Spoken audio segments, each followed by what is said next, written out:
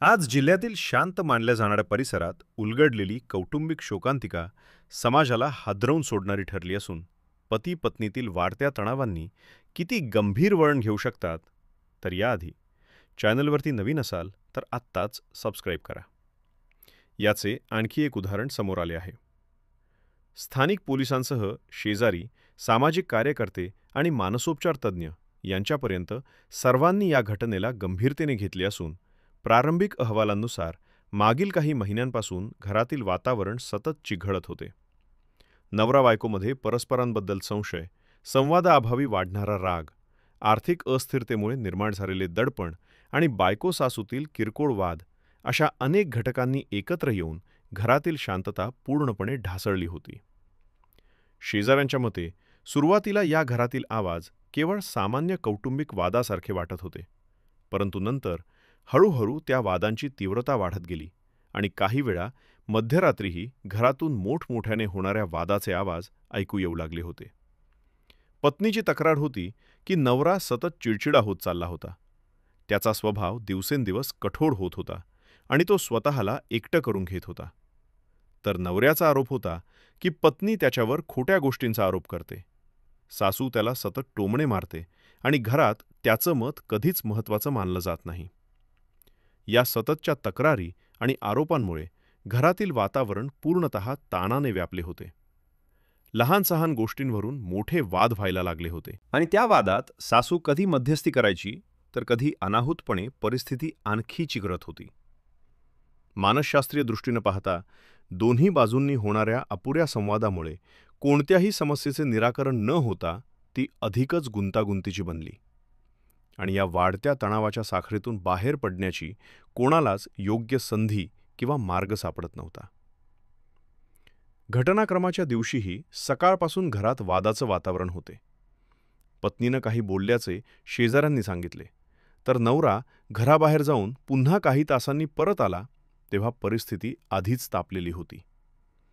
त्याने गर्दीच्या वेळी घरी काही कामासाठी मदत मागितली होती, पण त्यावर पत्नी आणि सासूने काहीतरी उलटसुलट बोलल्याचे पोलिसांनी नोंदवलेल्या निवेदनात नमूद आहे. आणि याच वादातून रागाचा भडका उडाला, ज्यामुळे आरोपीने तडकाफडकी चुकीचा निर्णय घेतला. ही संपूर्ण घटना काही क्षणांत घडली असली तरी तिच्यामागे महिनोमहिने साचत गेलेला तणाव, न सुटलेल्या समस्या, चुकीच्या पद्धतीने व्यक्त झालेला राग आणि संवादातल्या दरीची मोठी भूमिका असल्याचे तपासकर्त्यांचे म्हणणे आहे. घटनेनंतर घरात भीती आणि गोंधळ उडाला. पत्नीने शेजाऱ्यांना मदतीसाठी आवाज दिला आणि काही मिनिटात शेजारी धावत आले. त्यांच्याच माध्यमातून पोलिसांना माहिती देण्यात आली. पोलीस घटनास्थळी पोहोचले तेव्हा आरोपी स्तब्ध अवस्थेत बसलेला होता आणि त्याला ताब्यात घेण्यात आले. चौकशी दरम्यान तो स्वतःही हादरलेला दिसत होता आणि सगळं चुकीचं झालं असे शब्द अनेकदा उच्चारत होता, अशी माहिती अधिकाऱ्यांनी दिली.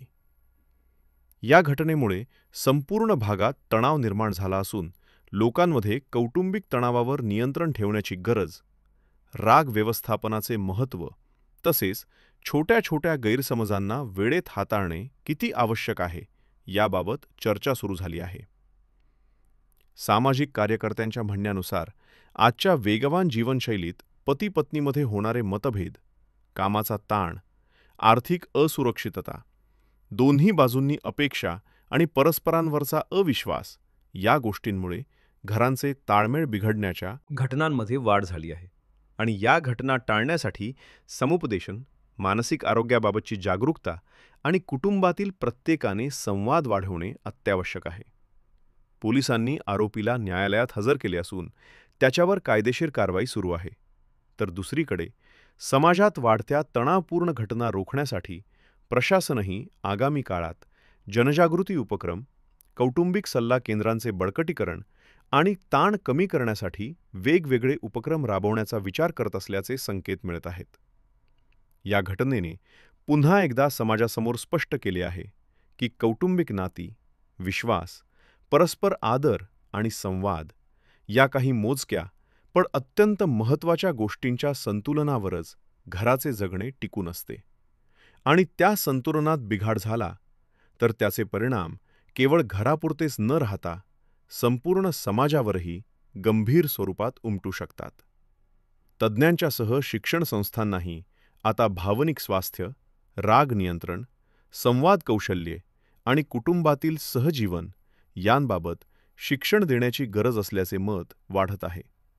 कारण वाढत्या घटना हे दर्शवतात की मानसिक आरोग्याला पुरेसे महत्त्व न दिल्यास आणि ताण व्यवस्थापित न केल्यास सामान्य घडणाऱ्या वादांचाही अवाजवी परिणाम होऊन गंभीर घटना घडू शकतात.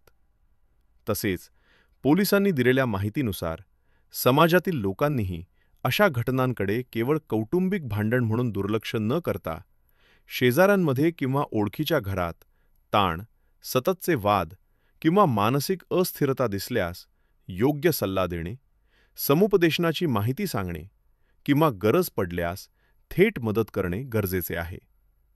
या घटनेच्या अनुषंगाने जिल्हा प्रशासनाने कुटुंबियांच्या सहकार्याने पीडित कुटुंबाला मानसिक आधार आणि मार्गदर्शन देण्यासाठी विशेष पथक तयार केले असून महिलांसाठी व कुटुंबांसाठी समुपदेशन केंद्रे वाढवण्याची दिशा देखील दाखवली आहे. या सर्व घडामोडींमधून महत्त्वाचा संदेश असा निष्पन्न होतो की कौटुंबिक नात्यांमध्ये राग, गैरसमज आणि ताण वाढला की परिस्थिती किती लवकर हाताबाहेर जाऊ शकते आणि त्यामुळे प्रत्येक कुटुंबाने संवाद वाढवणे, मानसिक आरोग्याची काळजी घेणे आणि तणावावर योग्य वेळी उपाययोजना करणे हे आजच्या काळाचे अनिवार्य सत्य बनले आहे. या धक्कादायक घटनेने केवळ एका कुटुंबाचे जगणे उद्ध्वस्त केले नाही, तर संपूर्ण समाजाला पुन्हा एकदा विचार करायला भाग पाडले आहे की आपण आपल्या भावनिक स्वास्थ्याकडे आणि कौटुंबिक नात्यांच्या जपणुकीकडे खरोखर कितपत लक्ष देतो आणि त्या दुर्लक्षाचा किंमत किती महागात जाऊ शकते. धन्यवाद.